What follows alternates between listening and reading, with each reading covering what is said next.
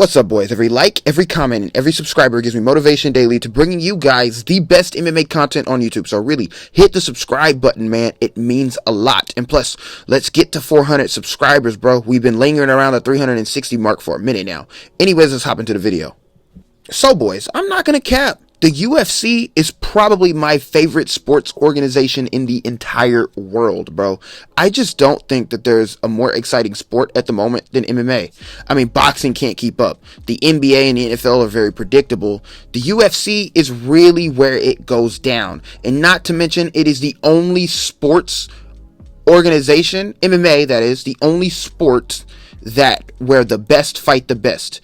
Especially in combat sports. We just do not see that with boxing. So, with that being said, they spoil us to death, but I'm not gonna lie, Dana White, I'm talking to you directly in this video. We need these fights to be made in 2022. So let's go ahead and jump right into the list that I've made. Now, number one, we need to see the trilogy between Max Holloway and Alexander Volkanovski. Man, the last fight really left us, honestly, with sour tastes in our mouths. Because, I'm not gonna lie, I was one of those people, when I watched it live, I thought Max Holloway won. Now, rewatching the fight multiple times, man, I started arguing and having debates with my own opinion. And I'm like, bro, maybe Alexander Volkanovski could have, snuck away with this one. But, bro, we need more draws in MMA. To be honest, that fight should have been a draw. That way, the trilogy would be on the table immediately. Now, I know a lot of people that really sit with the fact that Alexander Volkanovski is the best 145er in the world. I genuinely agree with that opinion, but you never know, bro. Never count out Max Holloway, because that is something I did in the second fight. And he showed me that Volkanovski didn't have his number, man. That it's still a competitive fight any way you slice it. Now, the improvements made by both fighters, I know a lot of people are going to have the recency bias going on. Alexander Volkanovski looked literally untouchable in his last fight, while as Max Holloway looked untouchable in the Calvin Kattar fight, which had a lot of fans going, and then he fought Yair Rodriguez, and a lot of people are like, actually, Volkanovski may just get him this second time, or this third time. You guys, man, don't let that happen.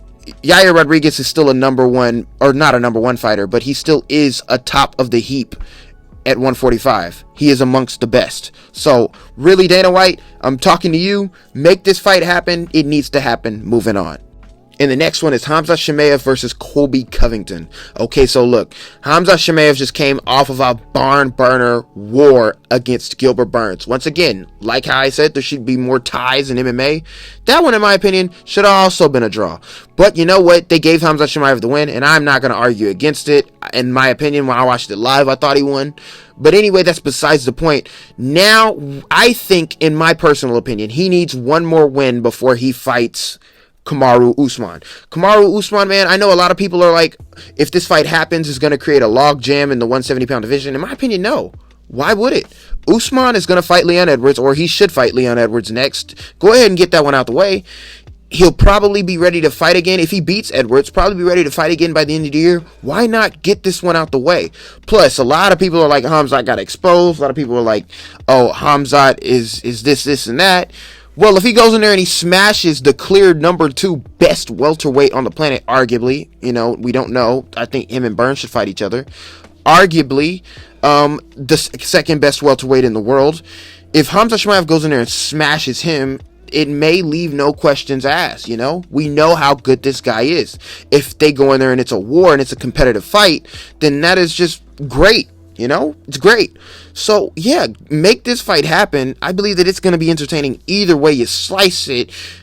The wrestling may cancel each other out. Like, that's typically how these wrestler versus wrestler matchups go. Or, if there's a way that I see the fight going to the ground, I believe that Khamzat will take Colby to the ground. And boy, Colby off his back being controlled, that is going to be interesting to watch. Regardless, we also will see whether or not Khamzat Chimaev has the skill set or has, honestly, the gas to keep up with a guy like Colby Covington. A lot of questions to be asked, a lot of questions answered. Who truly is the second best welterweight in the world, and who should face Usman next? That fight should happen. Dana White, make it happen. Moving on.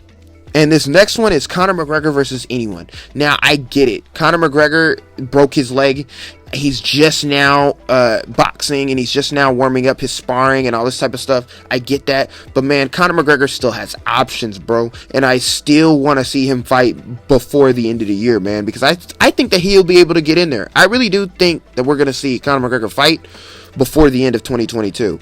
Now, he has a ton of options. Why? Because he's Conor, man.